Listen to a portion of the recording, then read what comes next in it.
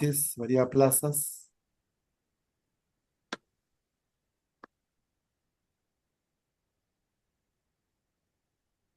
Facundo, buenas noches. Gusto Hola verte. Facundo, qué gusto de verte. Gabriela, Estás con tu micro desconectado, por si acaso, Hola, hola. Facundo.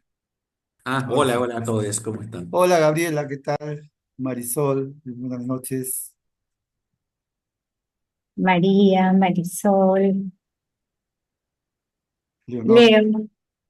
Hola, hola, ¿qué tal? Leonor en su nuevo place. Así es.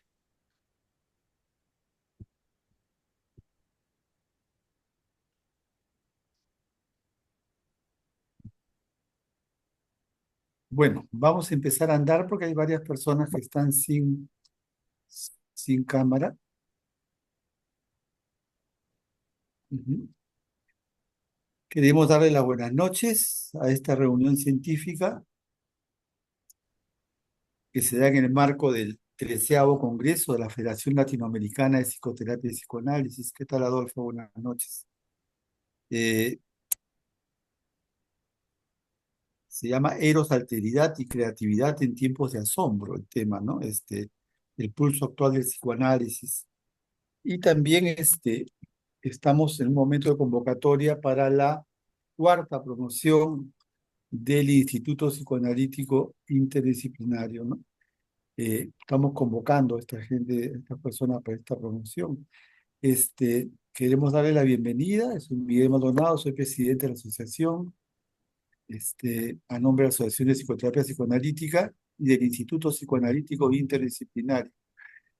Somos una asociación, para los que recién nos están conociendo, civil, una asociación civil sin fines de lucro que tiene más de 30 años de vida institucional y generamos conferencias, cursos, seminarios. Hace 3 años tuvimos un largo embarazo y después parimos al IPI, al Instituto Psicoanalítico Interdisciplinario, ¿no es cierto? Donde estamos ya con la cuarta promoción. A nivel nacional pertenecemos a un conglomerado de asociaciones vinculadas al psicoanálisis en el Perú que se llama Psicólogos Contigo, que hacemos y trabajamos labores sociales, eh, y bueno, miembro de la Federación Latinoamericana de Psicoanálisis, ¿no?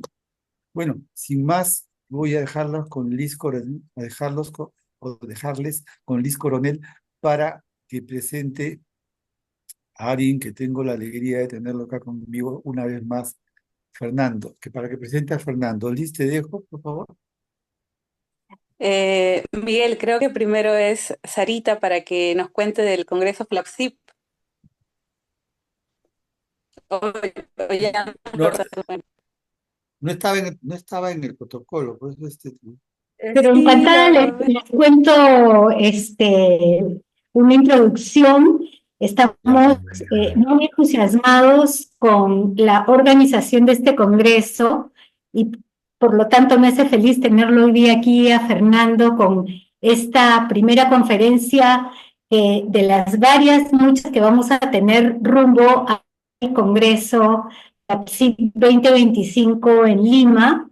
Nuestros invitados van a ser personas de mucha trayectoria. Va a estar Moisés Lemlich, Carmen McEvoy y un tercer invitado desde Brasil. Y esto, bueno, ha sido aprobado, pero necesitamos todavía reformarlo, reformularlo en la asamblea, pero ya todos los delegados y delegadas han dado su visto bueno,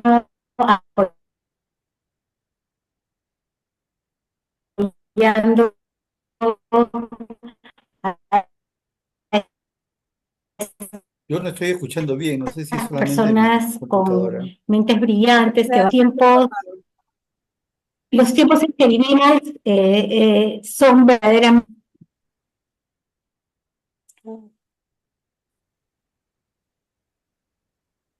es la conexión, está Sarita, fallando. no se te escucha. ¿Qué tal, Jenny? Buenas.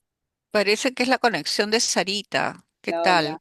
hola. Buenas Bien, ¿Qué tal, noches, bien. Carmen? Fernando. Hola, Aprovecho Bueno, para mientras ¿Qué saludarte. se tal, vuelve Fernando? a ¿Cómo conectar, hola, estás? hola, ¿cómo están? Qué ¿Por qué no gusto pasamos a la verte. presentación y al sí, final con sí, Sarita sí, solo, retomamos solo esto del para IPI? terminar lo de Sarita, el Congreso FLAPSIP es 16, 17 y 18 de octubre. Y bueno, ahora sí tengo el placer de presentarles a Rose.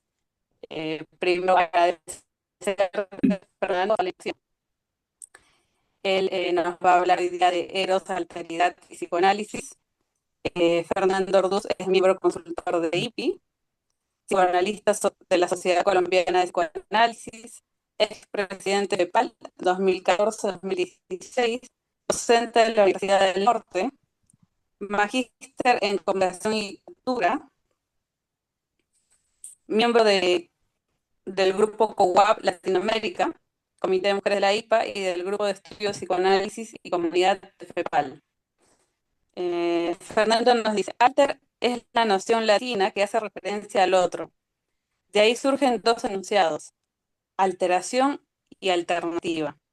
La primera hace referencia a esa relación de repudio o rechazo que tenemos con el otro, mientras la segunda nos plantea otra forma, más creativa y libidinal de relacionarnos con la otra edad. Con ustedes, Ana.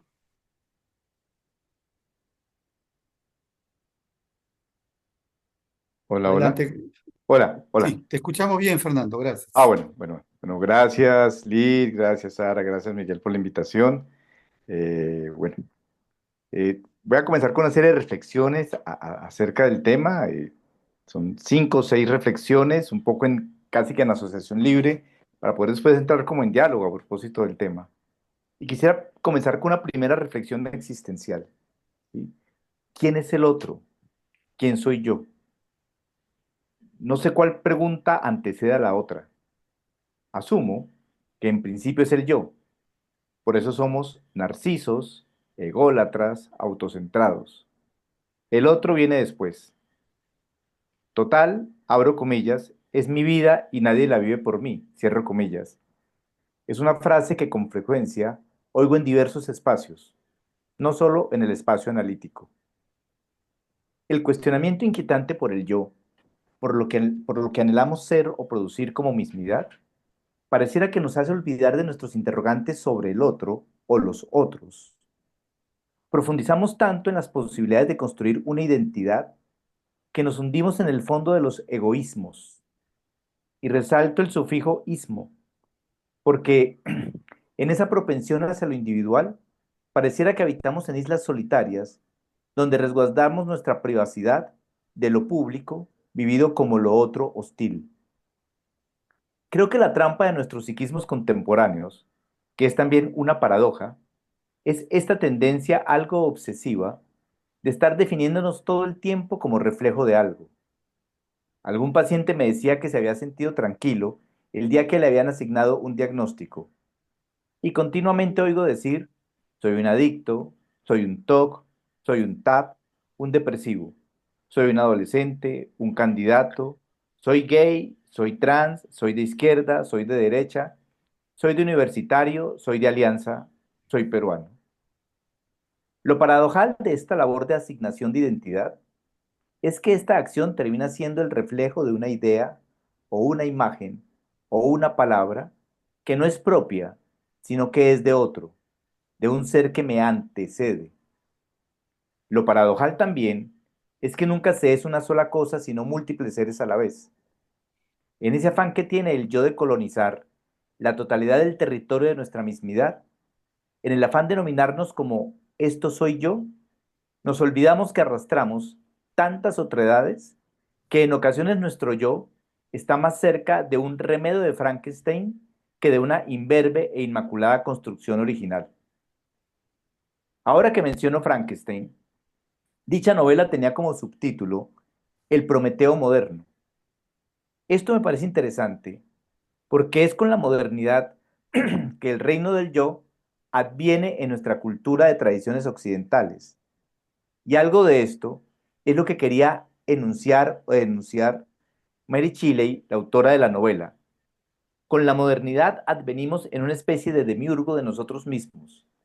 Robamos el fuego del poder a los reyes y a los dioses para llevar al trono del Olimpo a nociones como la autonomía y la independencia. Es en estos contextos modernos, perdón, donde la idea del yo, del ser individual, cobra una fuerza fundamental. Esa es la ficción del sujeto moderno que alimenta la cotidianidad de nuestros días. Más que un uno para todos, ahora es un omnes pro uno, un todos para uno. Segunda idea, la identidad. Hay un discurso que, creo, proviene de los estudios sociales y de la emergencia del concepto de nación que se desarrolla con el advenimiento de la Revolución Francesa. Es un discurso basado en la noción de identidad social que pretende que un grupo comparta una misma idea y se reconozca no como un conjunto diverso, sino como una masa unitaria al estilo del planteamiento de Freud en Psicología de las Masas. Dicho concepto, el de social, se puede asociar a la representación geométrica basada en la idea de un centro y una periferia, la cual, si queremos un ejemplo cercano, podríamos observar en la estructura premoderna de las plazas coloniales de nuestras ciudades andinas. En el centro, si lo digo de forma matemática, estaría el factor común denominador. Resalto el singular de dicha enunciación porque la idea es la de construir un lugar que cohesione a un grupo social y les brinde una sensación de unidad. En ese centro, vuelvo a la plaza pública de nuestras ciudades de origen colonial, hay un lugar de culto religioso, de culto al líder independentista y de culto a las instituciones republicanas.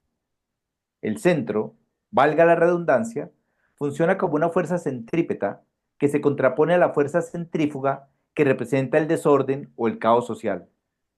Noten que en la plaza central ya se acumulan diversas identidades, así sean religiosas, nacionales e históricas. En la medida en que algunos elementos o individuos se alejan de esa identidad central, se les adjudica como espacio de posibilidad el margen o la periferia del contorno social. La periferia es el depósito de estas identificaciones otras, alternas, las cuales pueden existir dentro del entorno social, pero ubicadas en el límite. Ahí hay lugar para el indigente, para el cholo, para el migrante, para el revoltoso, para el no idéntico. Ese ser marginal, en la medida en que acepte los códigos de funcionamiento, podrá ir siendo incluido en los elementos de la identidad centrípeta y poco a poco será siendo aceptado por esta identidad social nuclear, común, comunitaria, común, unitaria. Esta construcción de una identidad social fue muy importante en nuestras gestas independentistas y se convirtió en el orgullo de nuestros nacionalismos. Poco a poco fuimos creando en nuestras nacientes repúblicas centros y límites muy claros, con fronteras tan definidas, con una identidad tan propia y exclusiva, que poco a poco nos fuimos separando unos de otros. Vos sos peruano, yo soy chileno. Vos sos de la sierra, yo de la costa. Se crearon así diferencias fundamentales y para ello nos inventamos trapos de colores con los que arropamos nuestras identidades nacionales y forjamos cánticos estilo de banda de guerra que nos representan con orgullo, que hinchan nuestros yoes identitarios grupales. Hasta entramos, en feroces batallas de honor y dignidad cada vez que el otro traspasa nuestras fronteras. Las identidades, bajo esta óptica, tienen que estar claras, como las fronteras o los límites, que entre otras es un discurso que hoy está muy de moda. Hay tanta insistencia contemporánea en poner límites y diferenciarnos del otro, como si ese otro fuera un engendro del mal. El otro es malo, esto lo diría yo moralmente hablando, feo, estéticamente hablando, pobre, económicamente hablando. O como dirá Levinas, el otro es el huérfano, la viuda, es el extranjero. El otro está fuera de la historia en un nivel escatológico. Tercera reflexión, del yo al otro. Entre otras cosas, es Levinas quien plantea un giro de ese pensamiento centrado en el yo, en el ego cartesiano, para virar a una filosofía basada en la ética, en la presencia del otro. Es ahí donde emerge en el siglo XX una reflexión sobre la alteridad, un pensamiento que en Levinas deviene tras vivir el horror del exterminio judío, en particular el de su familia, ¿sí? Que aconteció en Lituania, que Levinas era de allá. Pero tal vez antes de Levinas, Freud ya había advertido algo a propósito de la otredad. Aquí quiero hacer una precisión, ya que empezaré a adentrarme en los terrenos del concepto de otredad. Alter es la noción que hace referencia al otro. ¿Sí? De ahí, como estaba diciendo Luis ahorita, surgen dos enunciados, alteración y alternativa. La primera hace referencia a esa relación de repudio o rechazo que tenemos con el otro, ese otro que nos altera. Mientras que la segunda, la alternativa, nos plantearía otra forma más creativa y libidinal de relacionarlos con el otro. Retorno a la idea de que la reflexión freudiana antecedió a la de Levinas, aunque Freud no habla específicamente del otro y del yo, pero sí habla del yo y del ello. Eso otro que no habita en el exterior, sino en el interior, y que abordamos como extraño, y que se nos presenta de una forma no familiar, siniestra. Aunque lo que acabo de decir es inexacto, porque ya en la metodología, en la metapsicología freudiana, él había hablado de la forma en cómo se construye el yo y el mundo exterior, asignando al primero las experiencias placenteras y al segundo las experiencias displacientes. Tal vez por ello una primera representación del otro, del objeto, del entorno exterior, está ligado a esa experiencia displacentera, idea que tomará Klein para plantear que el primer posicionamiento de un sujeto con su entorno está determinado por esa proyección de lo displaciente en el mundo externo. Pero la reflexión freudiana del ello es, curiosamente, una reflexión, volviendo a ese tema del yo y el ello, una reflexión posterior a la Primera Guerra, así como la de Levinas proviene de la experiencia de la Segunda Guerra Mundial. Tal vez ambos autores, horrorizados por la capacidad de destrucción humana, pensaron de alguna manera en esa maldad que nos inviste. Y antes que hablar de el ello, Freud nos habló de lo siniestro, un concepto que se ha traducido como lo no familiar, el unheimlich, concepto de 1919. Allí, Freud relaciona esta idea de lo no familiar con la noción de extranjero que manejaban los griegos, y que en la acepción francesa del término se connota con la idea de lo inquietante, lo extranjero que inquieta. Para Levinas, proviene de la amenaza del totalitarismo, para Freud, de lo más hondo y oscuro de nuestras propias almas. Cuarta reflexión. Algunas formas de alteridad. Hay un par de visiones de lo extranjero, en la concepción de los griegos, que me parece importante plantear. Hay un extranjero que tiene la posibilidad de ser traducido y por lo tanto entendido. Puede compartir un código con aquel que funciona como anfitrión. A ese extranjero se lo hospeda y se lo hace familiar. Pero hay un extranjero diferente, al que Platón denomina como bárbaro en el Sofista, el cual es un ser inculto e irracional que no tiene posibilidad de ser traducido, no reconoce cánones.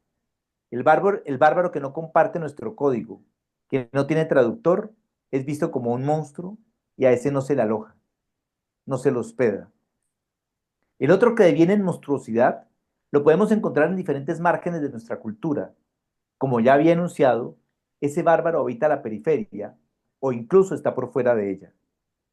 Ejemplo de ello es la forma en cómo miramos a otras culturas. Hablamos del lejano oriente, de los continentes subdesarrollados, de un tercer mundo. Dentro de estos ejemplos, quisiera destacar la forma en cómo el fundamentalismo musulmán confronta al liberalismo burgués occidental. Es ahí donde el alter se hace radical. Ese otro, ese musulmán, ese talibán, nos horroriza tanto como nosotros a ellos.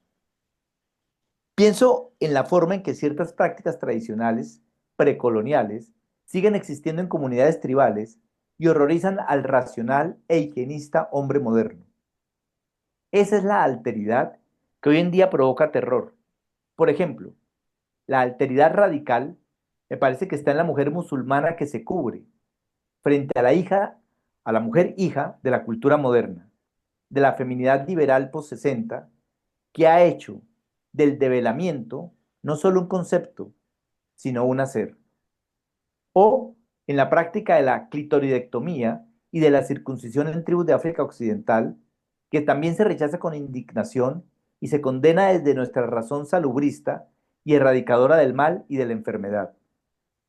Son estas diferencias las que nos alteran, y es frente a esta alteridad radical que en el yo o en el nos de nuestra cultura emergen la sensación de lo amenazante y por tanto la reacción de exclusión.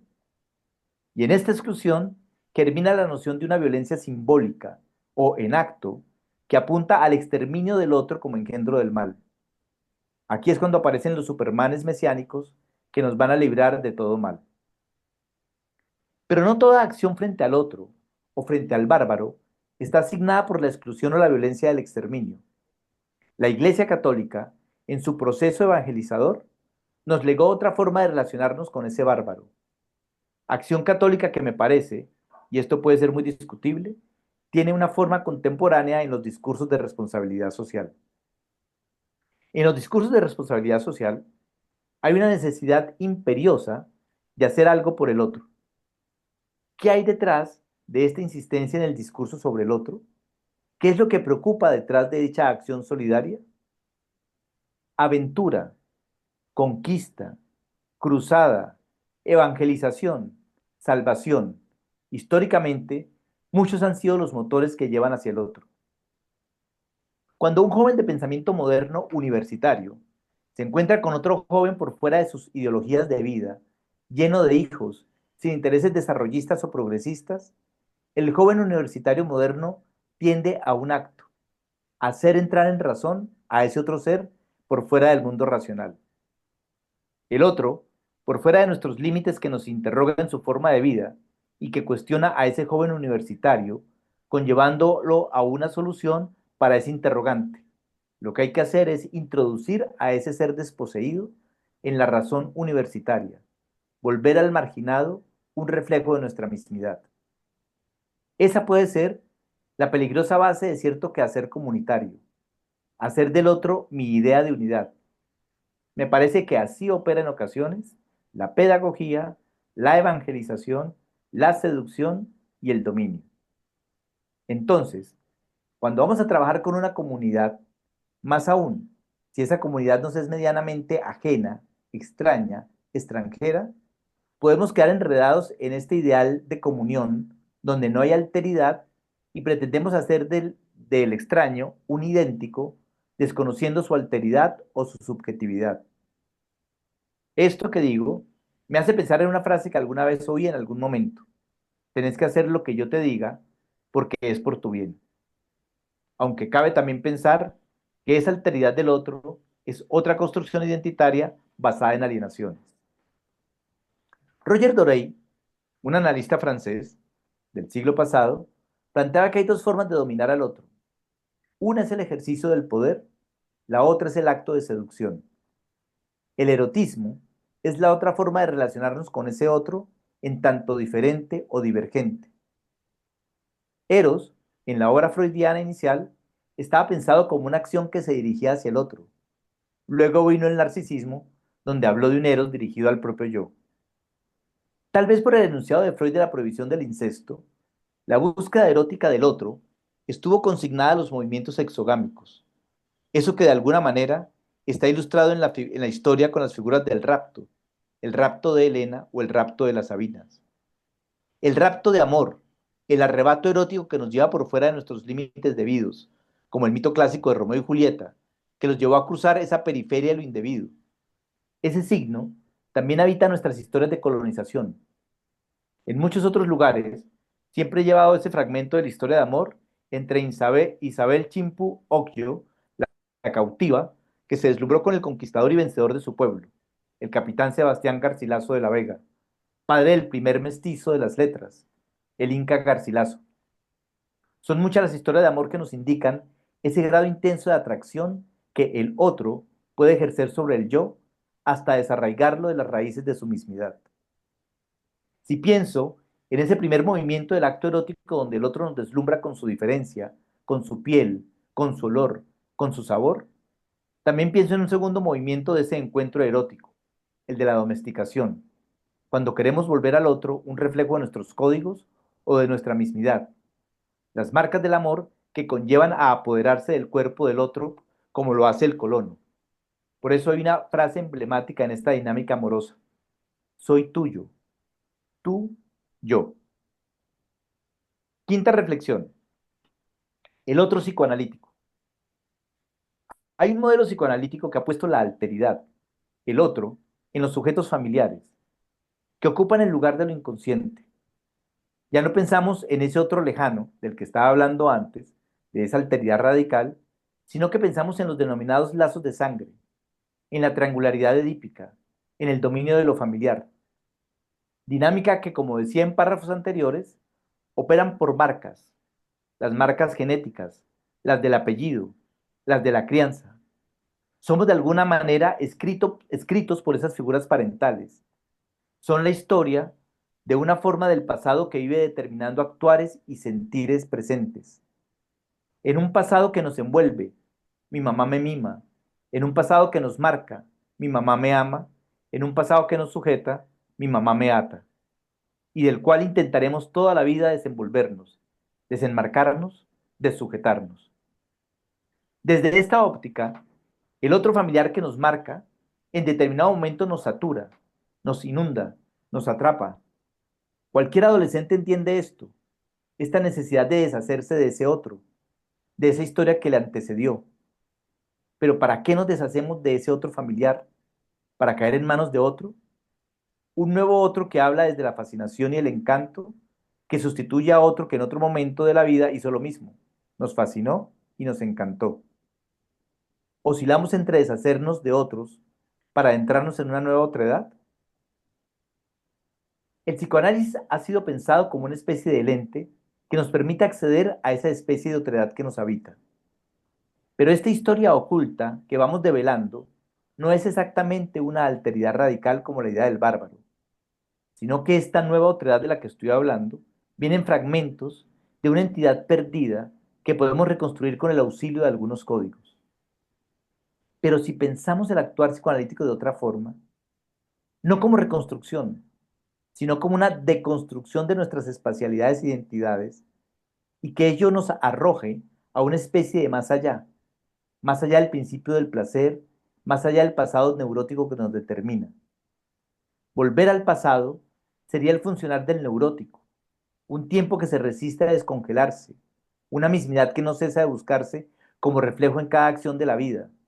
Esa es la compulsión a repetir, contrario al trabajo al movimiento del trabajo psicoanalítico. El análisis opera es por desidentificación. El acceso a nuestra mismidad museológica debería activar una dinámica de encuentro de posibilidades de ser.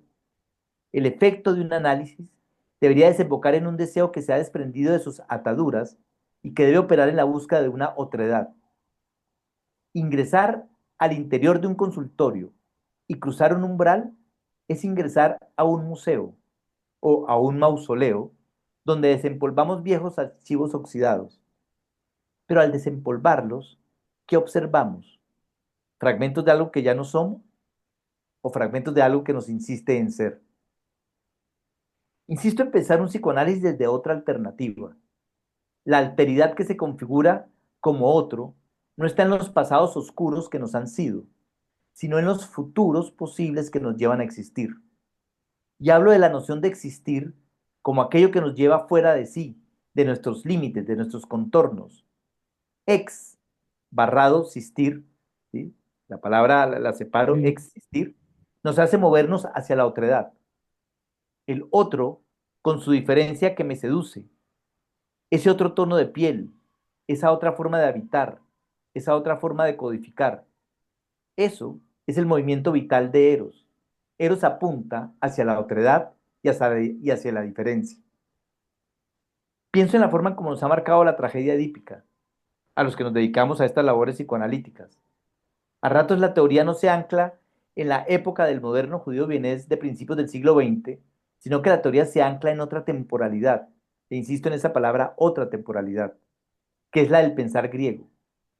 Porque lo otro como categoría pasa por otras dimensiones como la del espacio, otro espacio, y otro tiempo. El otro deberíamos tratar de descongelarlo un poco de la idea de que son otros sujetos u otras identidades. La lectura que se ha hecho de Edipo desde el psicoanálisis ha legado en nuestro modo de ver lo humano la base de dos actos contra los que Freud erige a la civilización. Esos actos incivilizados serían el parricidio y el incesto. Pero en la tragedia de Edipo, hay dos relatos tangenciales que para mí son importantes en esta comprensión de lo otro. Me refiero primero al contacto con el monstruo que porta un enigma, la esfinge, y que devora a aquel que no logra descifrarlo. Y allí estaría el otro elemento contra el cual se levanta la civilización en Freud, el canibalismo. Gracias al desciframiento del enigma, Edipo ingresa a Tebas tras la muerte de la esfinge.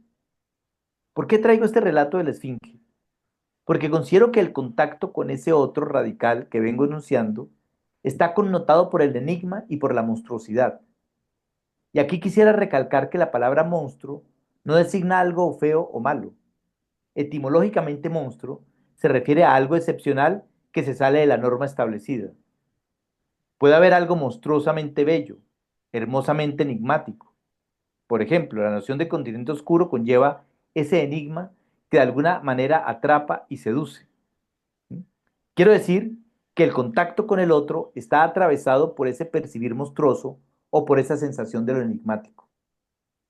En esta línea del encuentro con lo otro como posibilitador de conocimiento, de emancipación, de desidentificación, también quisiera destacar otro pasaje de la lectura de lo edípico.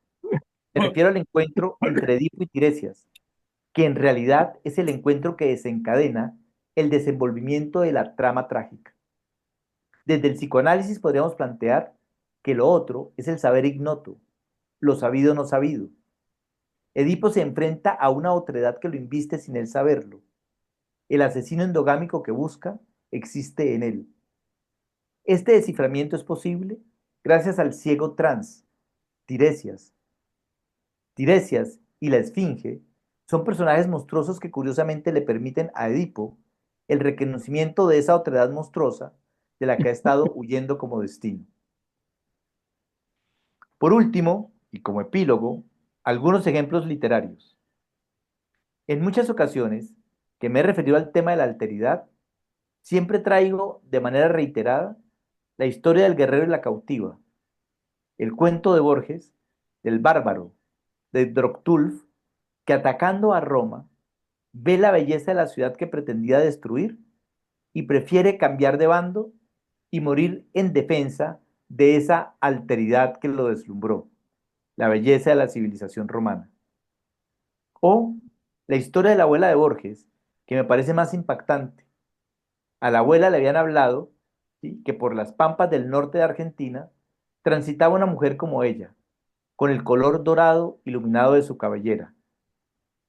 Cuando en el cuento se cruzan las dos mujeres, la cautiva de la pampa hacía 15 años que no pronunciaba una palabra en la lengua del imperio.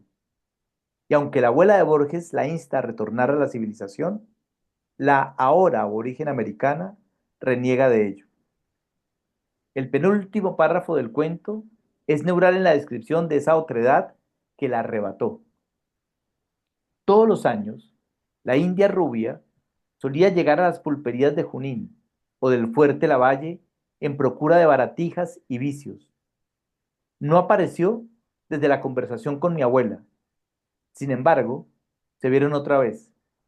Mi abuela había salido a cazar en un rancho, cerca de los bañados, mientras un hombre degollaba a una oveja. Como en un sueño, pasó la india a caballo, se tiró al suelo y bebió la sangre caliente de la oveja.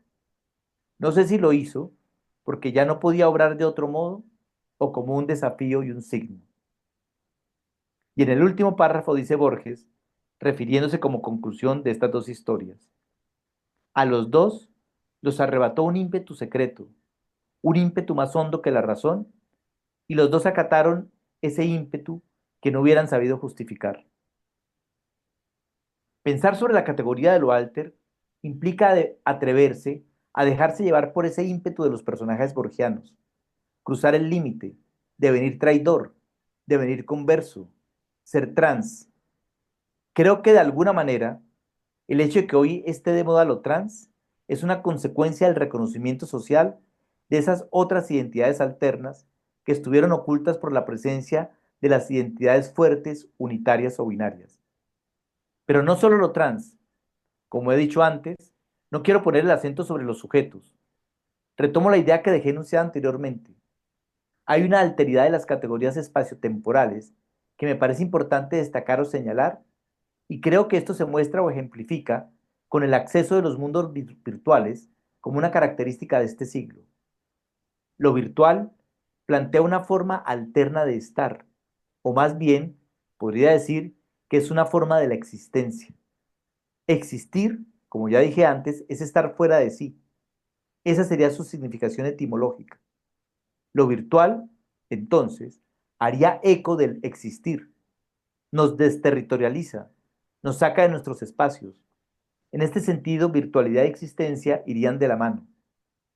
La forma de vivir el espacio y el tiempo se alteraron. Hoy vivimos en algo que era imposible de pensar en el siglo XX o antes. Vivimos ubicuamente. Navegamos virtualmente de un territorio a otro.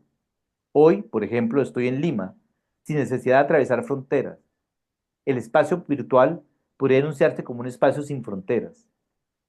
La relación con el tiempo también se ha modificado con la llegada de las tecnologías. El tiempo continuo de un antes, una hora y un después pareciera acercarse más a la lógica de lo atemporal, de lo inconsciente enunciado por Freud. La tecnología asociada a los universos virtuales modificó la relación con el tiempo. Ahora parece que vivimos en un tiempo presente, casi instantáneo, que no conoce la espera sino el inmediatismo. Es el pedido urgente del aquí y el ahora. Es la negación de la distancia y de la ausencia. Es la magia que supera las angustias de la separación. La excansión de los lacanianos nos mostró que el tiempo tiene otras lógicas que difieren de lo lineal y de las manecillas del reloj. Einstein nos mostró que el universo y su espacio-tiempo eran curvos. Darwin nos demostró que somos una mutación permanente en continua evolución. El cuerpo de la neurología, representado por ese homúnculo monstruoso, es totalmente diferente a la imagen corporal en el espejo. Cada tanto, las certezas en las que organizamos nuestros mundos identitarios se derrumban, como cuando Copérnico anunció que la Tierra no era el centro del universo.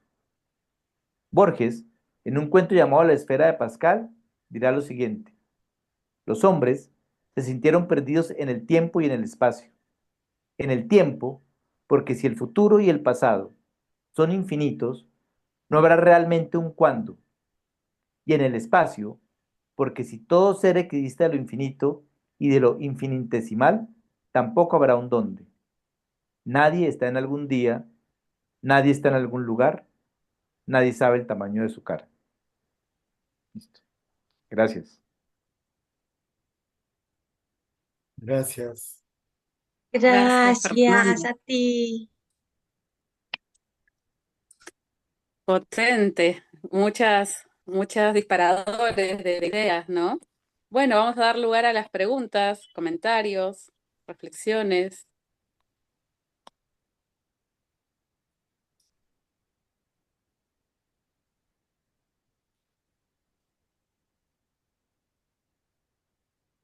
Bueno, Liz, discúlpame, eh, Bueno, empiezo porque estoy muy emocionada. Muchísimas gracias por esta invitación. Em, el profesor, el maestro Fernando Orduz, que no lo conozco así, lo conozco como el negro Orduz, fue mi director de teatro, fue mi profesor en la universidad. Y bueno, no es una pregunta, es agradecer, saludarte, negro, que te quiero muchísimo. Em, gracias por tu conferencia y no, es un placer escucharte y que por favor me sigan invitando a estos encuentros. Yo, Paula Fernández, de Colombia, viviendo ahora en Villa de Leyva. Gracias, Liz. Cierro, Paula, si puedes poner tu correo en el chat sería ideal. Gracias. Ah, listo, dale, ya. Mm. Gracias. Bueno, buenas noches. Hola, Una Fernando. cosa, María, me das una pequeña Dale. interrupción. Es que simplemente para resaltar algo, ahorita que Paula Mónica hablaba de eso, porque justo era una conversación que estaba teniendo con Miguel y con Sara y con Liz, que decían, mira, a mí me dicen el negro, ¿no? Estaba teniendo esa conversación ahorita que Paula Mónica la saca a colación, porque me parece curioso porque estamos precisamente hablando de esas, y lo quiero ligar con lo que está hablando, esas otredades que no son, ¿sí? Que yo quiero un poco tratar de plantear que tras ese yo soy, insisto en ese concepto, realmente no hay un ser, ¿sí? Lo que hay es una serie de potencialidades de ser, ¿sí? Y una serie de seres de los que estamos investidos, ¿sí?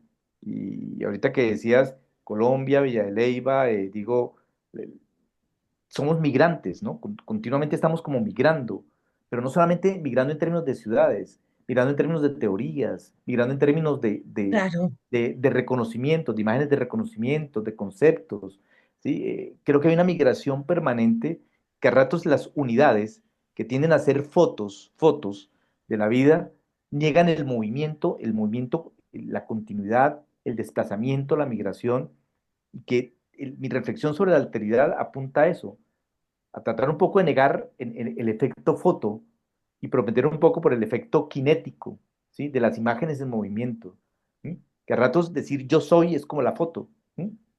Y empezando porque uno nunca se reconoce en una foto, ¿no? Todos nos desconocemos siempre, frente al efecto de la foto siempre nos desconocemos, ¿sí? Porque hay algo del movimiento que la foto no captura.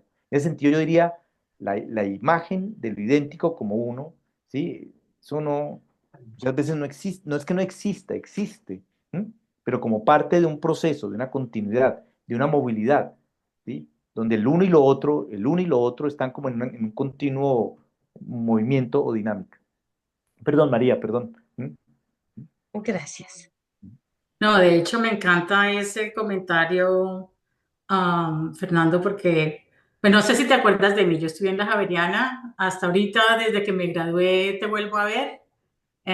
Adolfo me invitó a esta charla, entonces es un momento donde, como dices tú, te estoy reconociendo de nuevo después de todo este tiempo. Y tengo un comentario y otra reflexión. Lo que acabas de decir a mí me dicen el negro, ¿sí? Y me hace pensar de cómo en ciertas culturas lo que significa. Entonces, decirle el negro a alguien con cariño, con una carga emocional positiva, dependiendo de la relación profesor-mentor, ¿sí? Pero es decir el negro luz, ese cariño, esa gratitud, esa admiración. Y me hace reflexionar porque vivo en Estados Unidos y yo no creo que pudiera decirle eso a alguna persona sin ser eh, amonestada socialmente por decirlo. O sea, yo no puedo tener un amigo y decirle el negro, no puedo. Y si estoy en una corporación, en un trabajo y le digo el negro, me pueden despedir por irrespetuosa. O sea, lo que trato de decir es que es interesante para mí oírte y dependiendo del contexto donde uno esté, no tener ni el derecho de decir el negro cariñosamente o respetar esa subjetividad, esa relacionalidad. O sea, se corta, se mata. O sea, yo aquí no te puedo decir el negro. En Colombia sí. Entonces, esa era como una reflexión que me llega muy, muy linda de esta conversación. Y la otra, parecida, os estoy comentando obviamente desde mi punto de vista de realidad. Y aclaro, no es una cosa política, simplemente mi realidad de la dinámica social y psicoanalítica que estamos viviendo en Estados Unidos en este momento. Eh, y el punto cuarto tuyo de la alteridad de extranjero, donde socialmente el ser humano es excluido radicalmente al exterminio. El exterminio psicológicamente hablando de se tiene que ir. ¿Cómo es usted? No me interesa. ¿Qué puede hacer usted socialmente? Tampoco me interesa. Usted se tiene que ir porque yo ni lo acepto ni lo admiro, lo rechazo, su identidad no me gusta. Entonces, ¿cómo emocionalmente un ser humano es desterrado? esa alteridad no es negociable, no hay creatividad que valga, no hay negociación, no hay dinámica. Entonces veo que hay momentos donde un ser humano no tiene creatividad, no tiene dinámica que valga porque simplemente ese poder tan grande que le da una nueva identidad, rechaza, castiga, eh, ex- mm, convierte como en una expatriación. Entonces ese es el comentario que tengo acerca de cómo me hace reflexionar oírte eh, y cómo una identidad social, un contexto puede cambiar no solamente una identidad, sino que no hay negociación, esa dificultad. La única manera de ese ser de volverse a crear es escapando o siendo desterrado. Entonces, sería esa nueva persona creando cuando su identidad es rechazada, no es validada, es el sinónimo, mm, está mal esa persona? Su identidad es mala. Me hago entender de cómo la nueva social, la nueva norma civil y social es desterrar, es no admirar, es aniquilar. Entonces, gracias por esa reflexión. Sí, para volver en lo que decía Liz al principio, que lo decía en medio de la conferencia, es un poco ese alter que altera, ¿no? Hay un alter que altera y ese alter que altera hay que sacarlo pero lo hacemos todos, en las pequeñas comunidades y en los grandes entornos sociales. Ya que estamos hablando dentro de un orden institucional, cuando alguien piensa diferente en un orden institucional, la tendencia grupal es a excluir, no a incluir ese pensamiento diferente, ¿eh? Yo recuerdo algunas épocas marxistas donde existía el que era marxista-leninista y entonces cuando aparecía el maoísta, entonces había que excluir al de las ideas maoístas o el que aparecía el de la idea trotskista, había que deshacer el de la idea trotskista. Es como que no le damos alojamiento, hablando de algo que decía yo a propósito del mundo griego, no permitimos alojar a ese diferente. Lo que hacemos es inmediatamente excluir, ¿no? Cualquier posibilidad, ¿sí?, de diálogo con ese diferente la excluimos. Es un poco lo que yo veo en estas exclusiones de derechas a izquierdas, pero también de izquierdas a derechas, ¿no? Sí, políticamente hablando. Y yo casi que ya no me puedo sentar con alguien de derecha porque no lo entiendo y lo excluyo, ¿sí? Y si estoy también sentado del otro lado, hago exactamente lo mismo, ¿sí? Como que la práctica que estamos haciendo frente al otro, ¿sí?, es estarlo excluyendo permanentemente. Los migrantes venezolanos, por ejemplo, ¿sí? Ya que atraviesan toda nuestra cultura, parece como si fuera una cultura de parias, ¿sí?, que van transitando, ¿sí?, desde Venezuela a Colombia, de Colombia a Ecuador, de Ecuador a Perú, de Perú a Chile, de Chile a Argentina, de Argentina a Uruguay, y uno a rato los ve hasta regresando, ¿no? Como a propósito de una novela colombiana como Siervo sin Tierra, ¿sí?, como una serie de personas que son expulsadas permanentemente del paraíso, ¿sí? Y si yo meto a mi país, Colombia en casi 2 décadas o 3 décadas ha acumulado un número de casi 8 millones de desplazados, ¿sí?, en una historia que poco se conoce, que poco se habla. ¿Sí? Es después de Siria, tal vez el país con mayor desplazamiento interno que hemos tenido. Y entonces ahí la cosa, diría yo, entre comillas, María, es más grave porque ni siquiera excluimos al extranjero, sino al propio. ¿Sí? El Mm. propio que no puede ocupar el territorio donde nace, ¿sí?, y que entonces es desplazado por los efectos de la violencia que acontece pues, en sus territorios. Pero sí es una práctica que me parece que no solamente es el exterminio de los sujetos, sino es el exterminio de las ideas otras, ¿sí?, que es la otra cosa que a mí me preocupa, ¿no? Como cuando institucionalmente uno trae un pensamiento diferente, eso conlleva un exterminio de esos sujetos. ¿Sí? Insisto, en nuestras prácticas institucionales, ¿sí?, por ejemplo, en las instituciones psicoanalíticas, eso acontece. Cualquier pensar diferente inmediatamente tiende a ser excluido. Eso fue lo que vivió Lacan. Yo no soy lacaniano, no es que me guste mucho Lacan, pero eso fue lo que de alguna manera denuncia Lacan. Cuando yo planteo otra forma de abordar, ¿sí?, la relación con el paciente, inmediatamente viene una estigmatización y con la estigmatización viene la excomunión. Por eso él titula alguno de sus seminarios como parte del primer capítulo desde la idea de ser excomulgado, ¿no? Entonces, la comunidad solamente es una comunidad de semejantes, ¿sí? La comunidad solamente es una común unidad de los que pensamos igual y tendemos a excluir al diferente. Pero eso también lo hacemos nosotros, ¿eh? Yo me puedo sentar con vos, María, a hablar de esto y empezamos a excluir aquel que piensa diferente a nosotros, ¿no? Como cerrando la posibilidad de esa dialogicidad con el otro, ¿sí? Y no pensando que es que el otro, y vuelvo a la segunda acepción de lo que enunciaba Liz, no poder traer al otro como una alternativa de pensamiento, ¿no? Como poder entender cuáles son las razones del otro, ¿sí? Y antes de condenarlo y de excluirlo, entender esa racionalidad o esa estructura, ¿sí? Que lo hace ser o que lo conlleva a actuar de determinada manera. ¿Mm? Pero eso yo lo veo como difícil, ¿no? Como en términos de nuestras dinámicas sociales. Yo, verdad, a rato no entiendo en Latinoamérica cómo nos excluimos mutuamente los latinos, ¿no? Ustedes en Perú tienen una pelea fuerte, digo yo, con los chilenos, pero nosotros los colombianos en algún momento tenemos una pelea muy fuerte con los venezolanos por los límites. Y esa cosa de marcar el límite, ¿no? ¿Sí? Hasta aquí soy yo y de allá para allá sos vos, ¿no? Una cosa que por eso yo enunciaba lo del discurso de los límites, que yo entiendo que sí, que vale, que hay que poner límites y toda la cosa, pero es una insistencia en eso. Y a mí a ratos esa cosa de poner límites me parece que es como poner muros, ¿sí? El muro de Berlín, el muro de Trump, ¿sí? Como una cosa de separarse totalmente de ese otro, es poner los límites, y hay que tener los límites claros. Y también dentro de ese contexto quiero interrogarme sobre todo sobre la existencia de esa frase. Yo la digo permanentemente, no es que hay que poner límites, hay que tener límites claros, pero ¿eso qué produce en términos de efecto del inconsciente? Ya que estamos en una cosa de trabajo psicoanalítico, me parece importante pensar en los efectos que esas ideas, ¿sí? producen, ¿sí? ¿Sí? Y producen a nivel familiar, y producen a nivel institucional, ¿sí? Y producen a nivel de las dinámicas sociales. ¿Sí? Yo quisiera decir algo, otra psicóloga javeriana, Ujú.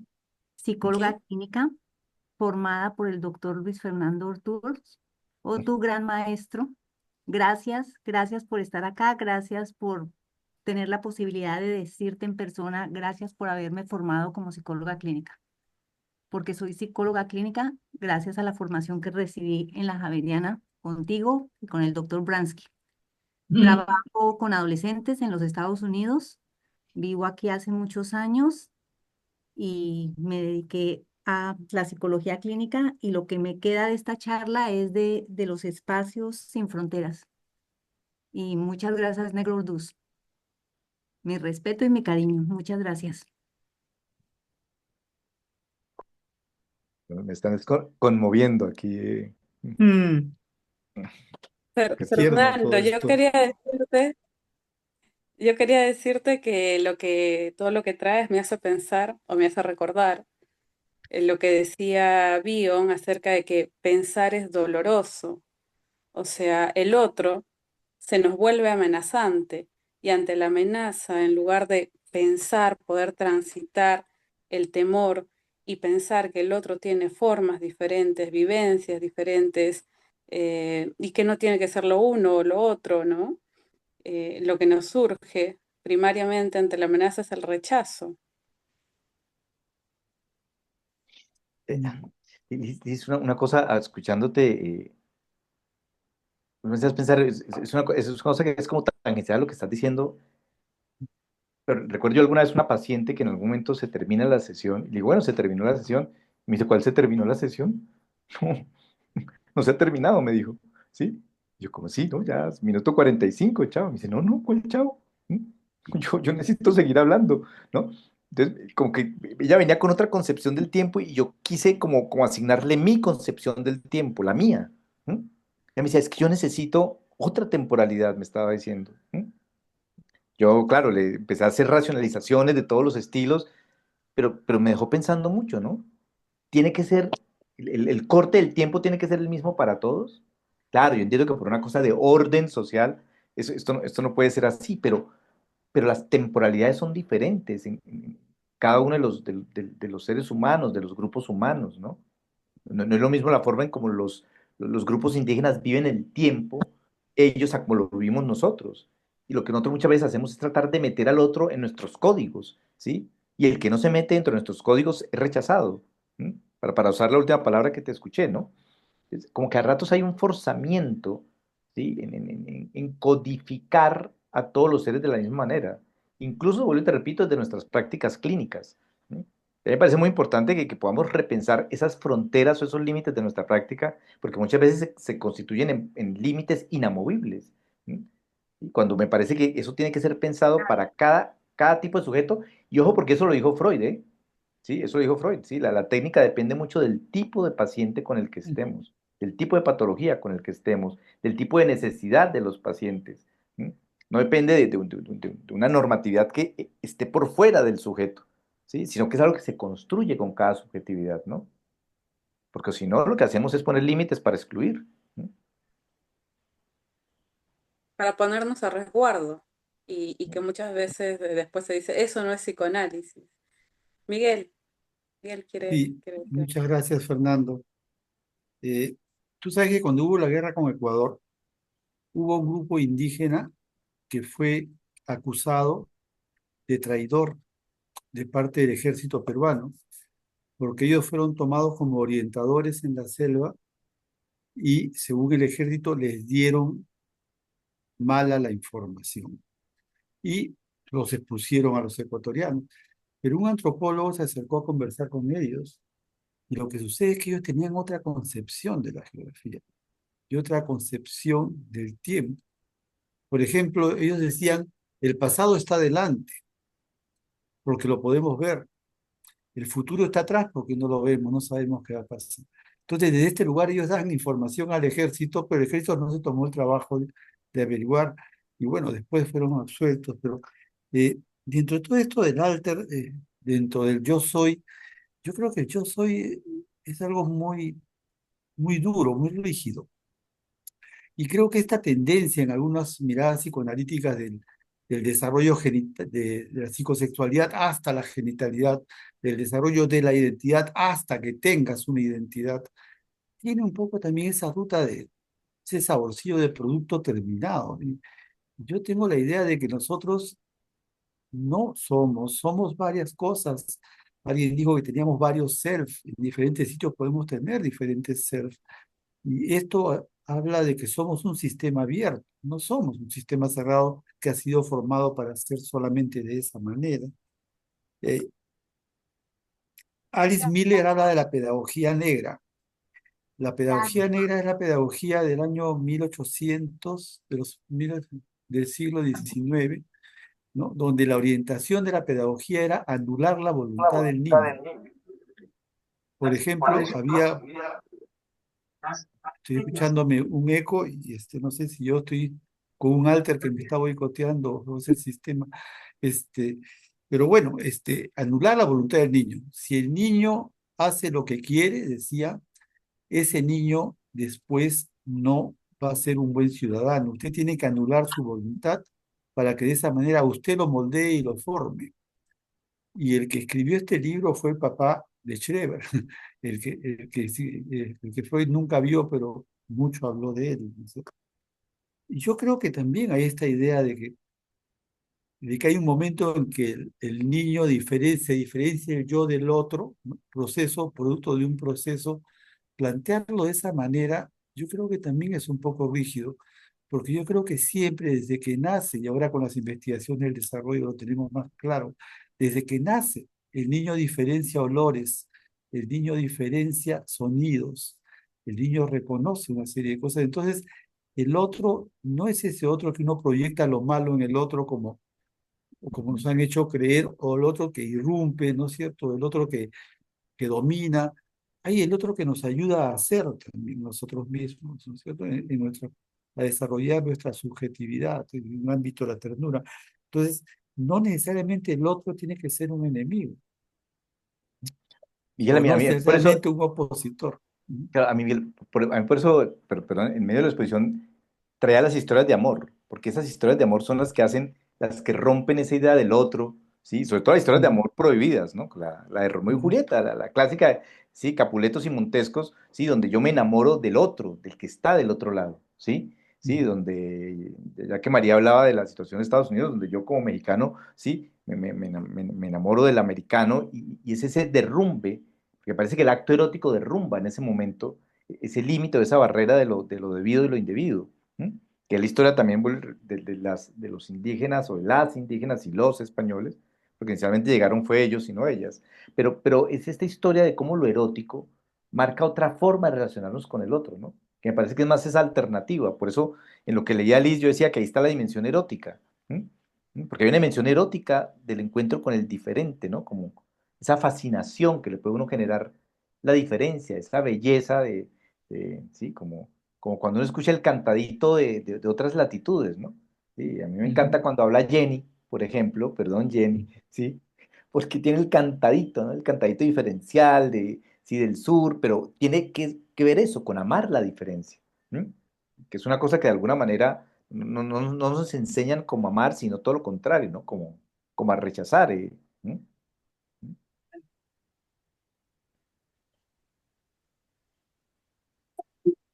Bueno, ya que me nombraste, Eso para escuchar el Puedo hablar, cantadito, Jenny, para Jenny. escuchar el cantadito. Ay, Jenny, háblanos. bueno, este, ¿sabes qué? Yo me quedé con el comienzo de tu exposición del día de hoy y te agradecemos, así como todas ¿no? Las colegas que nos me- han hablado antes que yo. Pero Este, cuando tú comenzaste a hablar, dijiste que desde hace un buen tiempo vienes, ¿no? Escuchando yo soy, ¿no? De la Alianza, yo soy peruano, yo soy argentino, yo soy. Y como que a veces la gente o los pacientes buscan como un diagnóstico, ¿no? Mm. Este, y después, a lo largo de lo que tú conversabas, lo que hablabas, ¿no? De tu exposición, de lo trans, de, ¿no? Como el extranjero, el que es diferente. Entonces yo estaba pensando si esta necesidad que vemos a veces de un diagnóstico, de que nos digan, usted es un neurótico obsesivo, usted es, ¿no? Lo que estoy escuchando últimamente es, yo, me han diagnosticado, que soy border, ¿no? Que tengo L no sé cuánto. Entonces, no sé si ante tantas yoes o tantas situaciones y que son todo tan rápido, tan veloz, a veces como que uno necesitara como anclarse en algo, ¿no? No sé si soy clara. O sea, como que cuando te dicen, bueno, usted de lo que padece es de una neurosis obsesiva, ¿no? Tiene tal y tal síntoma, tiene que tomar tal y tal pastilla aparte, ¿no?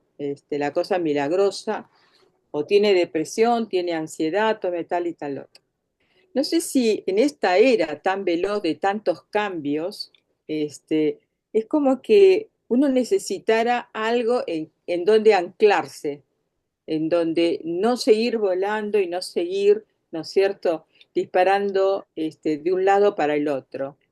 Eso fue un poco lo que me quedé pensando en esto de que la gente llega diciendo, o los pacientes llegan diciendo, ¿no?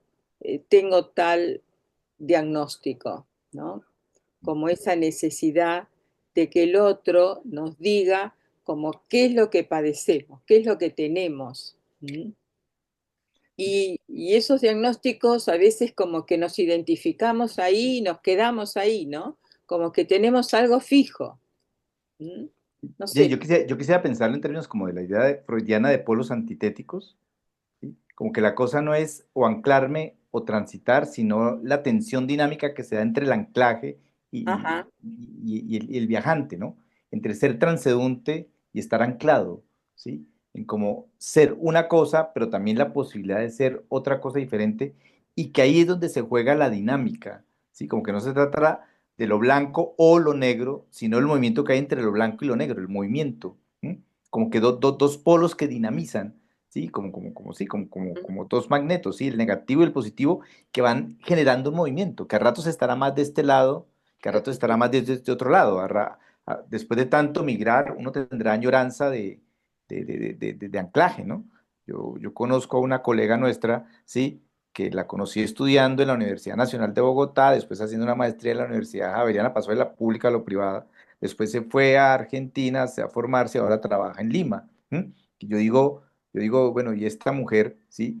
Tendrá añoranza de anclaje, trae añoranza de migración, y diría que tiene añoranza de las dos, ¿no? Como que con las dos se relaciona, o con las dos nos relacionamos, y estudiar esa dinámica entre lo uno y lo otro. Por eso no se trata de hacerle un elogio a la alteridad o un elogio a la mismidad, es ver el interjuego, ¿sí? Que nos jugamos entre lo mismo, ¿sí? Y lo alterno, ¿no? Como ver esa dinámica, ¿sí? Que se da entre esos dos polos y analizar la dinámica, ¿no? Yo a ratos pienso, por ejemplo, en el migrante, vos que sos migrante, Yo soy tiene, migrante. tiene añoranza de tierra, pero también cuando retorna, ¿sí? Se da un poco de cuenta al estilo Facundo Cabral, y soy de aquí, Ni soy de allá. y soy de allá, ¿sí? O sea, como Claro. un poco, como que se da esa dinámica, que es lo que me parece muy interesante estudiar también dentro del yo y el alter, ¿m? Porque uno dice, bueno, yo soy, sí, yo digo, yo soy tal cosa, eh, pero empiezo a sentir, bueno, pero yo he hecho esta otra cosa, muchas veces he estado, he militado en situaciones contrarias, entonces, ¿cómo así que yo soy? Sí, pero también cuando estoy deviniendo en muchas cosas, yo creo que está esa añoranza de ser, ¿no? En determinado momento se llena uno de nostalgias Así también. es, ¿M? Entonces, así como que es. está ese juego entre la nostalgia y el anhelo de ser algo diferente, pero yo insisto, son como dos polos que le generan un movimiento. Entonces, yo por eso propendería, no por reconocimiento del alter, sino el reconocimiento de lo mismo y de lo alter. Y eso cómo interjuega dinámicas en uno, ¿no? Cómo genera dinámicas. Claro, hay un punto romantizado en la historia de Borges donde yo devengo totalmente otro y me alejo totalmente de lo que fui. Esa es una de las tantas posibilidades, ¿no? Puede ser que en algún momento, sí, la compatriota, la abuela de Borges, hubiera decidido regresar a Irlanda en algún momento de su vida, ¿no? Como que retornar al punto de origen, sí, tardíamente en la vida, ¿no? Puede ser, puede ser. Yo veo que a los migrantes les pasa eso. Yo veo muchos migrantes colombianos, al menos, que se van a Estados Unidos y lo que añoran es pensionarse para poder retornar de nuevo ahí. Entonces están en ese movimiento. Pero cuando están acá, se la pasan hablando siempre de cómo era allá, ¿no? Pero para mí está ese interjuego. Para mí es el interjuego entre esas dos tensiones. Lo que pasa es que una vez que salís de tu país y cuando regresás, llegás a ser extranjero en tu propio Claro, país. claro. Y eso es bien bravo. Sí, porque ahí Carmen viene. quiere hacer una pregunta. Sí, Fernando, un gusto tenerte realmente ahora con nosotros, después de que hemos trabajado 4 años con migrantes de Venezuela acá en Perú, nos has supervisado y yo te agradezco muchísimo esa generosidad, este trabajo que hicimos y que creo que esta conferencia que nos has dado da cuenta de muchos de los temas que de una u otra manera también eh, vimos, ¿no? Con esta población. Quería hacer un comentario de algo que he estado leyendo, porque estuvo la semana pasada, las 3 semanas pasadas, Helmut Dahmer, no sé si lo conoces, pero él es un sociólogo, filósofo alemán, y nos dejó a muchos de nosotros un librito muy interesante, La sociología después de un siglo de barbarie, y a consecuencia de eso, yo también estaba revisando uno de los capítulos sobre la xenofobia y violencia, ¿no? Que hace un recorrido un poco histórico también y de la xenofobia que dio pie al exterminio, pues, ¿no? De judíos de parte de los nazis, ¿no?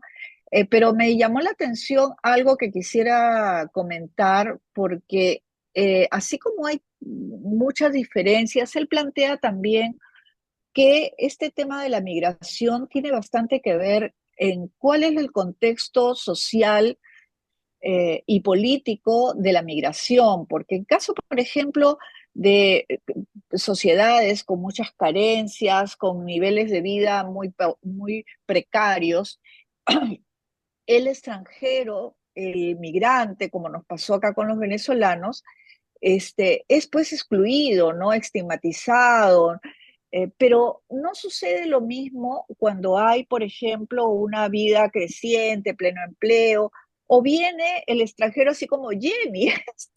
Yo creo que acá Jenny no sé, por lo menos siento que no ha vivido al contrario, es sumamente acogida porque no es que viene a quitarle a alguien el empleo, qué sé yo, sino que aporta, ¿no? Yo creo que Jenny es un ejemplo de cómo se ha integrado a la sociedad, trayendo, ¿no? Permanentemente, por ejemplo, en IPI, ¿no? Todas las personas que ella ha conocido, donde se ha formado. Entonces, no es lo mismo, ¿no? No es lo mismo la migración en situaciones, por ejemplo, la población siria, que es la mayor, ¿no? Del mundo, que en Alemania creo que son más de 3 millones, me parece. Acá en Perú es 1.700.000 venezolanos que han migrado. Eh, pero, por ejemplo, acá sí hay como este tema de que el peruano siente que le quitan el empleo y las mujeres que le quitan el marido. Bueno, entonces por ahí son diferentes temas que se mueven en esta situación. Si alguien tuvo el libro de Helmut en alguna de las conferencias que dio, les recomiendo que revisen ese capítulo porque nos va eh, complementar mucho lo que hoy día nos has traído, Fernando. Y muchas gracias por estar acá en ADPP y Claro, una cosa que me hacías pensar a propósito de lo que trae el migrante, porque así como hay movimientos de exclusión, de rechazo, de exterminio, de violencia, también a ratos el migrante trae unas cosas que poco a poco se van a ir incorporando desde el margen al centro de la cultura, para traer el concepto que trabajaba de las fuerzas centrífugas y centrípetas. Eh, Estaba pensando yo, digamos, haciendo reconocimientos identitarios, yo que soy de una ciudad caliente, ¿sí? Donde la población afro o negra es muy grande, ¿sí? Eh, Cómo de alguna u otra manera empezamos a ser colonizados por ciertos elementos de lo afro, la música, por ejemplo. ¿M? Aquí en mi ciudad, yo vivo en Cali, todo el mundo quiere bailar como los negros, porque vos no te imaginas cómo, o sí sabes cómo bailan los negros. Y entonces todo el mundo quiere, no solamente quiere bailar como los negros, sino que quiere tener el cuerpo de los negros, ¿sí? Y no solamente quieren tener el cuerpo y bailar como los negros, sino quieren cantar como los negros, ¿sí? También hay algo en el colonizado, ¿sí? O en la víctima de procesos de violencia, que si yo lo saco bajo otra óptica, otro contexto, veo también lo que ese personaje, ¿sí? Que ha sido violentado, excluido, exterminado, también aporta en términos de la construcción cultural. ¿Sí? A mí me parece que gran parte de la música de nuestros entornos tiene que ver con el aporte de la música afro y de la música negra, esa migración que hubo, ¿sí? Con los procesos de esclavización. No, esto no es para justificar la esclavización ni decir, ay, pero eso no es violencia, no. Es como decir cómo hay elementos que se aportan, ¿sí? En los elementos de migración. Nada más una cosa, Carmen, y es el cuentico del diván. ¿Sí? El diván es un mueble que no es europeo. El diván es un mueble de origen turco, ¿sí? Que como las guerras entre los otomanos y los católicos se dieron por ahí cerquita a Austria, ¿sí? En los límites del Imperio Austrohúngaro, en Bulgaria, ese mueble, ¿sí? Fue importado de los orientales, de los otomanos, de hecho se le decía la otomana, ¿sí? Se trajo a Austria. ¿Sí? Y de alguna otra manera el café vienés, que es todo un ícono, también pasó lo mismo. ¿Sí? Los vieneses encontraran bolsas de una bebida que tomaban estos personajes, que era el café. Entonces, son elementos que se importaron gracias a la guerra que hubo entre otomanos y católicos, ¿sí? Sí, hacia el 15, ¿sí? Más o menos, ¿sí? Y estos elementos migraron de una cultura a la otra. Entonces, ese mueble también resulta que no es vienés, resulta que tiene una historia que está puesta en el otro lado, en el oriente. ¿Sí? Y digo una cosa totalmente contraria a esto, ya que por ahí veo que, pues, o sea, yo ya escuché a Marta, que un abrazo para Marta, a María otro abrazo para María, Paula Mónica otro abrazo para Paula Mónica, y por ahí vi a Adolfo otro abrazo para Adolfo, que mucho desde el corazón, hace Te muchos años queremos, te que no los queremos veo. mucho. Te No, los de queremos hace mucho rato. muchísimo. Pero hablando, una alumna me presentó una tesis un día de maestría donde ella hablaba, la tesis que ella quería exponer, que se la rechazaron en la universidad, era la hamaca, ¿sí? Que aquí es un elemento de uso muy común, como la forma del diván contemporáneo nuestro, ¿sí? De Colombia. Genial. Ella decía, pues, a ver, ¿qué más concavidad que una hamaca? Porque decía, el diván es una cosa rígida, dura, en cambio la hamaca tiene una concavidad. ¿sí? La hamaca, exacto, arrulla, la Claro. hamaca hamaca, ¿sí? Entonces decía, si hay algo que verdaderamente va a representar, en términos ya que lícito avión, en términos de continente contenido, algo que va a ser un buen continente es una hamaca. Se la rechazaron, no dejaron pasar la tesis, ¿sí? Porque esto era imposible, que eso les pareció en Colombia decimos mamadera de gallo, les pareció una tomadura de pelo, y no era tomadura de pelo, ¿sí? Era, ¿sí? En la zona norte de Colombia sabemos que es coger, tener relaciones sexuales, se tienen relaciones sexuales en las hamacas, se duermen en las hamacas, es un ser, sobre todo de la parte norte de nuestro país, pero no, eso no tiene ninguna relevancia cultural, eso no tiene ninguna importancia, ¿sí? Seguimos con el diván, eso no se puede poner en entredicho, ¿sí? Entonces digo, traigo estas dos historias o estas dos anécdotas, ¿sí? Como elementos para pensar, ¿sí? La forma en que se excluye lo propio, la forma también como las comunidades migrantes también aportan en determinados momentos a la producción de la cultura, pues ustedes lo tienen allá, ¿no? La migración japonesa, ¿sí? La migración oriental, todo lo que aporta en términos de construcción cultural en la cocina, no sé si más allá de la cocina en otras cosas, en presidentes, no sé si queridos, mal queridos o bien queridos o mal recordados o bien recordados, pero todo lo que llega a aportar una migración en determinado momento, ¿no? No. Bueno, vamos a darle paso a Adolfo y después a Carmen, que va a hacer una breve presentación de la convocatoria de IPI. Bueno, un saludo para todas, para todos allá. Me alegra mucho escuchar otra vez al negro. Veo que mantiene su brillo intelectual, la gracia de siempre. Y pues es un gusto, de verdad, desde la universidad no lo había vuelto a escuchar. Bueno, ahora me pareció al comienzo que su charla había como una especie de elogio al devenir, esa rescate de que pues, somos una mezcla, somos híbridos, tenemos varias identidades. Me parece que subraya eso, pero ahora en el curso de la conversación como que también hace como una anotación que dice, bueno, pero es una tensión, porque también aspiramos a tener un punto fijo, a tener un lugar. No todo el tiempo nos queremos estar moviendo, aunque igual el movimiento sigue. Entonces, en ese orden de ideas, quiero hacer como unas preguntas o comentarios sobre esa tensión.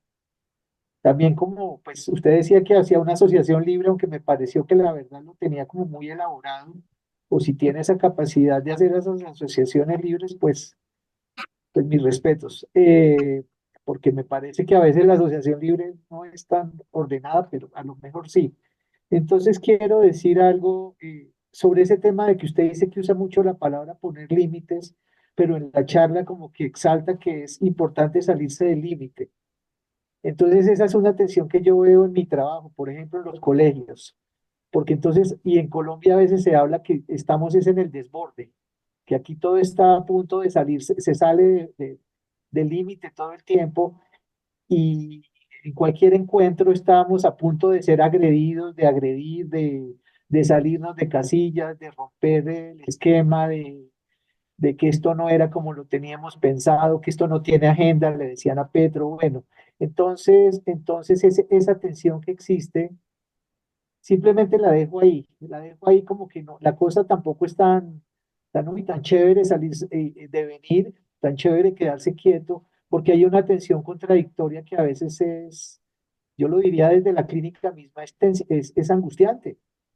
Ese es un punto. El otro es el de, hay un politólogo colombiano que se llama Francisco Gutiérrez Sanín, que hace poco, como antier, escuché una entrevista que le hicieron a propósito de todo este tema de Trump, de la respuesta que dio Petro, de la respuesta que dan en México frente a todo esto que se está hablando de los aranceles. Y él decía que en Colombia, pues bueno, él no es psicólogo ni psicoanalista, pero él decía, en Colombia tenemos una especie de complejo de inferioridad, porque siempre estamos como dispuestos, hemos sido colonizados y como que no lo hemos apropiado. Y yo a veces pues lo escucho y estoy un poco de acuerdo, no estoy de acuerdo. Por ejemplo, frente a la música, a veces uno conoce una cantidad de gente, no digo, no sé si es bueno o malo, simplemente lo veo así.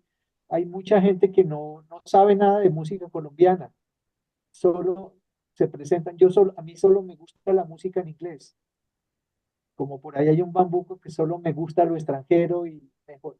Y, y bueno, ahí por ahí una señora dijo que los extranjeros son los que consiguen las esposas o le quitan el esposo a las señoras. Entonces aquí en Colombia, pues no sé si es cierto, pero, y además, bueno, ese es un punto, ese es otro. Y el último es, pues me cuestiono también estas charlas que son muy amenas para oír voces conocidas por allá del pasado y por muchas razones, pero me cuestiona, ustedes como psicoanalistas, pues si todo esto se queda es como en un discurso de buenas intenciones, de somos bacanos, nos gusta Borges, nos gusta Shakespeare, nos gusta Homero, nos gustan los griegos, somos bacanos, nos gusta pensar, pero en la realidad, usted lo dijo, somos excluyentes. Y me pregunto el psicoanálisis, pues bueno, de pronto es una utopía, me imagino que mucha gente va a análisis pensando, quiero ser más abierto, quiero romper mis límites, pero después me doy cuenta que hay una compulsión a la repetición que me deja en el mismo lugar, di la vuelta para volver al mismo sitio. Bueno, esos son mis apuntes, un poquito, estos sí, verdad, desordenados, y muchas gracias. Gracias, Adolfo. Trato de ir rápido, Carmen, o si no hay tiempo, me puedo extender. Vos me decís, Carmen. Liz es la que está manejando eso. Ah, Liz, En realidad estamos un poco pasados de hora, solo Bueno, que estamos teniendo el placer de escucharte, pero sí, no, no, estamos ya sí, bueno, el entonces, tiempo no, justo. yo comparto con Adolfo, si las instituciones no cambian, me parece que esto es un pajazo mental, este tipo de discursos. O sea, como que yo concuerdo con él. Yo aquí entro a hacer una defensa porque el trabajo que hemos hecho con Liz, Carmen, digo Liz porque nos hemos encontrado en espacios de trabajo, ¿sí? Porque hay formas de pensar y de hacer psicoanálisis diferente. Y a mí me parece que eso no pasa por el orden institucional. ¿Sí? Sí, las instituciones son muy arcaicas, al menos en las psicoanálisis que yo conozco, son muy arcaicas. Y en ese sentido comparto que no, muchas veces esos discursos no se corresponden con la práctica, pero eso yo al menos con el trabajo que hemos realizado desde hace rato, realizado es un decir, ¿no? Que hago, me siento parte del trabajo que he compartido con Jenny, con Carmen, con Liz, y repito, me parece que ahí hay una forma de trabajar diferente y que estos discursos que, como estás planteando, Adolfo, deberían conducir a prácticas diferentes, a mí me parece que sí, que deberían conducir a prácticas diferentes, si no, no tienen sentido. Y que la institución psicoanalítica ha sido excluyente, sí, sigue siendo excluyente, y sigue siendo excluyente. Me parece que eso hay que como que atacarlo, criticarlo, ponerlo en cuestión, la palabra que se quiera usar. Eh, hay otra cosa que yo quería, ya, hay un autor colombiano que se llama William Ospina que dice que la clase aristocrática colombiana, ¿sí? Ha querido ser inglesa toda la vida. ¿Sí? Que la clase intelectual colombiana ha querido ser francesa toda la vida, ¿no? Entonces se la pasan leyendo a los franceses, ¿no? Los aristócratas quieren ir, la clase media quiere ir a Miami, ¿sí? Y la clase pobre, como era una clase analfabeta, se la pasaba en el cine México. Entonces, en Colombia, como los teatros, pues las películas venían con subtítulos, pues la gente pobre analfabeta no podía leer los subtítulos, entonces iba al cine México. Entonces la cultura mexicana también nos penetró muchísimo. Esto hablando de la ausencia de una identidad sólida como país. Pero yo también frente a esa reflexión, que es una reflexión que he hecho en otros contextos, digo, si nuestro poder no está precisamente en tejer esas diversidades, ¿sí? En tener un poco de un lado, un poco del otro, un poco del otro, y en ir tejiendo con todos esos elementos diferenciales, ¿sí? Como me decía a mí alguna vez unos muchachos que hacían grafitis, porque yo me decía, a mí no me gustan los grafitis, ustedes saben, porque ustedes se la pasan es copiando el grafiti de los neoyorquinos o el grafiti de los londinenses. Entonces algún pelado yo me dijo, no, pero el cruce lo hago yo. Sí, claro, yo copio el neoyorquino, yo copio el londinense, yo copio el de Holanda, pero yo hago el cruce. Es decir, la forma de tejer, ¿sí? Es mía. Sí, esa no la tiene el neoyorquino. Usted reconoce el trazo neoyorquino, usted reconoce el trazo londinense, usted reconoce el trazo de Ámsterdam, pero usted no se da cuenta que yo estoy entretejiendo y que esa es nuestra forma latinoamericana de aprender algo, que es un poco el concepto de culturas híbridas que trae García Canclini. ¿Sí? Que nosotros lo que hemos hecho es ir tejiendo eso, un poco de los europeos, un poco de los americanos, sí, un poco de lo afro, un poco de lo indígena, un poco de lo árabe, sí, y nuestro continente o territorio ha sido como un elemento de varios cruces. Y una última cosa, yo, yo creo mucho en el devenir, yo creo que la vida son cambios, el cuerpo cambia, las ideas cambian, ¿sí? Pero nosotros con un grupo de amigos decimos, lo único que nosotros no cambiamos es de equipo de fútbol. ¿Mm? ¿Mm?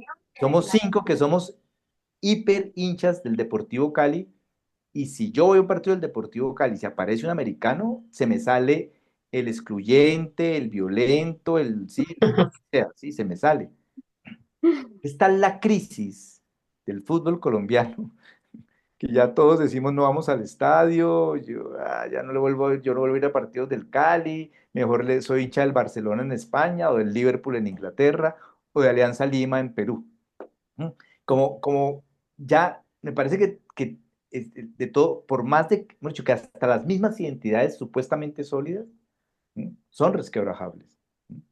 Entonces, ahora, yo insisto, me parece que yo me quedo con la palabra que vos usaste, la tensión. Yo creo en la tensión, y creo que lo que uno debe analizar y trabajar es con esas tensiones, ¿sí? Y la forma en cómo se van transformando en el curso de la vida de los sujetos.